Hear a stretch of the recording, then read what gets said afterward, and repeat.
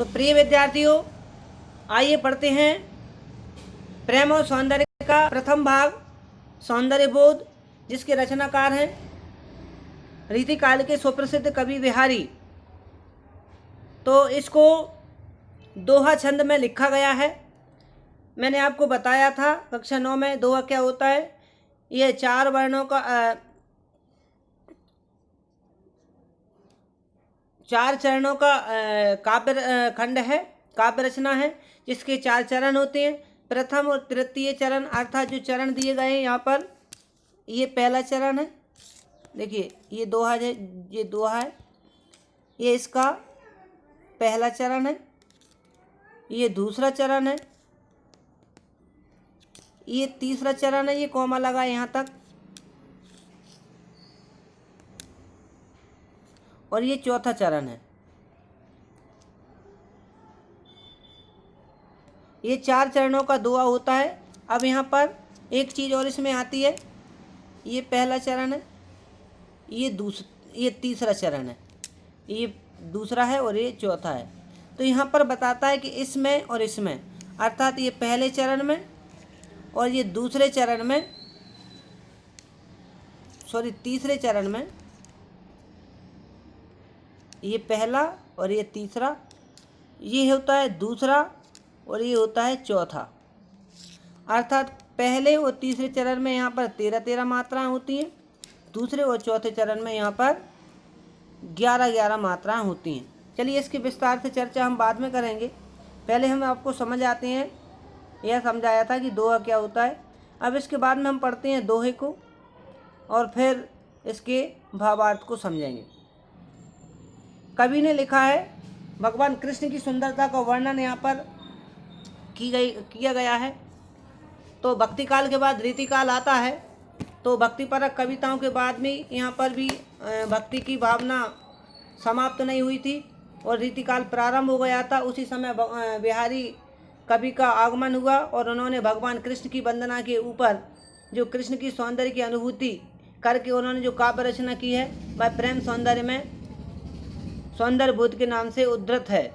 तो आइए यहाँ पर भगवान कृष्ण की सुंदरता के विषय में वर्णन करते हुए कवि लिखते हैं कि सोहत ओढ़े पीटुपत श्याम सलोने गात, मनो नीलमणि शैल पर आतप परो प्रभात। ध्यान से सुनिए, एक एक दोहे को, एक एक पंक्ति को मैं आपको एक एक शब्द के उत्तर बताऊंगा, उसके अर्थ बताऊंगा। यहाँ पर लिखा है सोहत ओढ़े। सोहत का अर्थ होता है शोभित होते हैं, ओढ़े मतलब ओढ़े हुए हैं, पीतु माने होता है पीला और पटु माने होता है वस्त्र। अर्थात भगवान कृष्ण पीला वस्त्र ओढ़े हुए हैं। श्याम सलोने गात, श्याम माने होते हैं सांवले, सलोने माने सुंदर, गात माने शरीर वाले। अर्थात भगवान कृष्ण सांवले शरीर वाले बहुत ही सुंदर शोभित हो रहे हैं। क्यों शोभित हो रहे हैं? क्योंकि वह पीला वस्त्र पहने हुए हैं, अर्थात ओढ़े हुए हैं। वो कैसे लग रहे हैं उसका उदाहरण अर्थ स्वरूप यहाँ पर बिहारी ने लिखा है, उदाहरण देते हुए समझाया है। मनौ नीलमणि शैल पर, मनौ नीलमणि शैल पर। आप ध्यान दीजिए, मैं आपको एक छोटे से उदाहरण के रूप में बताता हूँ। जैसे कि मान के चलो ये 2 पहाड़ हैं, ये पहाड़ हैं, ये पहाड़ के बीच में जब सूर्य उगता है, तो जब सूर्य उगता है तो उसका जो उजाला होता है, वह उजाला इन पहाड़ों पर चमकने लगता है। वह उजाला क्या होगा? इन पहाड़ों पर चमकने लगेगा। जो ये किनारे जो होंगे ना, जैसे कि सूर्य उगते हुए कैसा लगता है? सोने जैसा स्वरूप वाला लगता है। तो जो पहाड़ के जो किनारे हैं, ये भी पहाड़ जैसे मतलब सोने जैसे चमकने लगेंगे, बहुत ही सुंदर लगते हैं। लेकिन पहाड़ रंग में कैसे होते हैं? नीले। तो यहाँ पर कवि ने व्याख्या करते हुए लिखा है कि भगवान कृष्ण सांवले सुंदर शरीर वाले हैं, वह अपने शरीर पर पीला वस्त्र ओढ़े हुए हैं। वह ऐसे लग रहे हैं जैसे कि नीले मणियों का पर्वत पर सुबह के सूर्य का प्रकाश जगमगा रहा हो।